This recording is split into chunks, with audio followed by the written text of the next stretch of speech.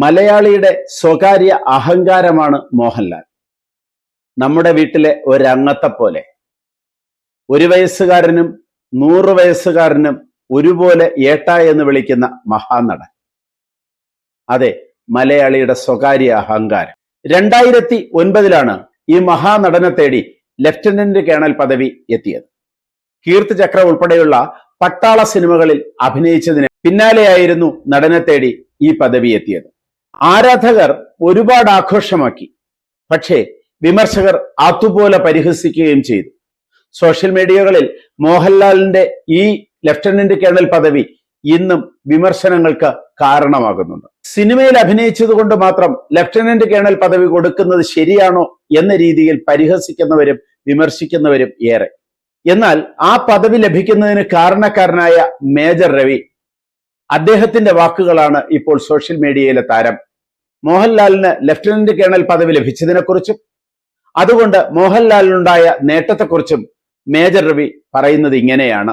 ജയേഷ് ജയം എന്ന വ്യക്തി തന്റെ ഫേസ്ബുക്ക് പേജിൽ പങ്കുവച്ചതാണ് ഈ കുറിപ്പ്. മോഹൻലാലിന് ലഫ്റ്റനന്റ് കേണൽ പദവി കൊടുത്തു എന്ന ലാംഗ്വേജ് തന്നെ തെറ്റാണ്. ഇതെന്തോ ഔദാര്യം കൊടുത്തതുപോലെയാണ് ആ ലാംഗ്വേജ്. അദ്ദേഹത്തെ വെച്ച് ചെയ്ത സിനിമകൾ ഞാൻ ആർമി ക്ലിയറൻസിന് വേണ്ടിയിട്ട് അവിടെ കൊണ്ട് കാണിക്കും. അങ്ങനെ അവിടുത്തെ മലയാളി ഓഫീസേഴ്സും ജനറൽസും ഇതെല്ലാം കണ്ടിട്ടുണ്ടായിരുന്നു. അങ്ങനെയാണ് ജനറലിന്റെ അടുത്ത് why not Lal be an ambassador എന്ന് ചോദിച്ചത്. ഇപ്പോഴും എന്റെ അടുത്ത് റിക്വസ്റ്റ് കിടപ്പുണ്ട്.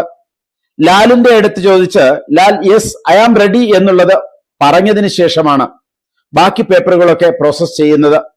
ഇതിനകത്ത് എന്താണെന്ന് വെച്ചാൽ ഒരു മൊറാൽ ബൂസ്റ്റിംഗ് ഫാക്ടർ ഉണ്ട്. ലാലേട്ടൻ എന്നുള്ള വ്യക്തി ഏതൊരു 5 വയസ്സുകാരുടെയും 4 വയസ്സുകാരുടെയും അല്ലെങ്കിൽ അത് കഴിഞ്ഞ് 80 വയസ്സുകാരി അമ്മൂമ്മയുടെയും പ്രിയപ്പെട്ടവനാണ്. ഒരു ജന്മത്തിൽ നമുക്ക് കിട്ടുന്ന ചില റയർ വ്യക്തിത്വങ്ങളാണ് ഈ ലാൽ എന്ന് പറയുന്നത്. AK Antony sir defence minister ആയിരുന്ന സമയത്താണ് ലാലിന് ഇത് കിട്ടുന്നത്. ഞാൻ അക്കാഡമി നടത്തുന്നുണ്ട്. സെലക്ഷൻ ആയിട്ട് പോകുന്ന പിള്ളേര് 40% കൂടിയിട്ടുണ്ട്. ഇത് എത്ര പേർക്കറിയാം? ചില പട്ടാളക്കാരൊക്കെ എന്റെ അടുത്ത് ചോദിക്കുന്നത് എന്തിനാണ് നീ അവനെ ചേർത്തത് എന്നാണ്.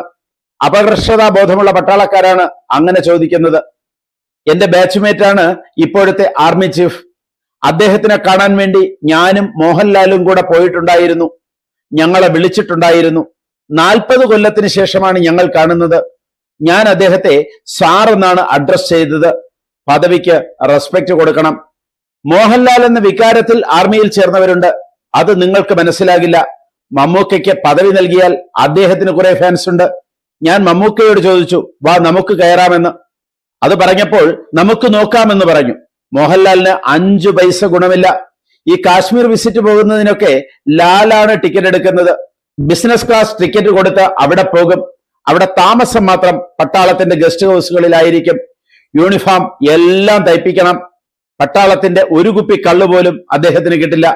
പിന്നെ എന്താ അദ്ദേഹത്തിനുള്ളത്? ആ യൂണിഫോം ഇട്ടിട്ട് പോകാം എന്നുള്ളത് മാത്രമാണ്. എന്തുകൊണ്ടാണ് ആർമി അത് കൊടുത്തത്? നമ്മുടെ ആർമിക്ക് ഗുണമുണ്ട്, അതുകൊണ്ടാണ്. വയനാട്ടിൽ പോയ സമയത്ത് ലാൽ യൂണിഫോം ഇട്ട് പോയി. അതിന്റെ പേരിൽ കുറെ എണ്ണത്തിന് കുരുപൊട്ടി. ഞാൻ യൂണിഫോം ഇട്ട് പോയതിന് പ്രധാനമന്ത്രിക്ക് കത്തെഴുതി. നിയമങ്ങൾ അറിയാത്തവരാണ് ഇതിനെക്കുറിച്ചൊക്കെ വിവാദമാക്കിയത്. അന്ന് ധരിച്ചത് യൂണിഫോം പോലും ആയിരുന്നില്ല. അതുപോലും അറിയാത്ത പട്ടാളക്കാരാണ് പരാതിയുമായി പോകുന്നത്. ഇങ്ങനെ പോകുന്നു ആ വാർത്ത. മോഹൻലാൽ നമ്മുടെ സ്വകാര്യ അഹങ്കാരമാണ്. അദ്ദേഹത്തിന് ലഫ്റ്റനന്റ് കേണൽ പദവി കിട്ടിയതിൽ ഭൂരിഭാഗം മലയാളിക്കും എതിർപ്പില്ല, സന്തോഷം മാത്രമേ ഉള്ളൂ. ഇന്നും അദ്ദേഹത്തെ സ്വന്തം വീട്ടിലെ അംഗത്തെ പോലെ ആരാധിക്കുന്നവരാണ് 90% മലയാളികളും. സ്നേഹിക്കുന്നവരാണ് മലയാളികളേറെയും.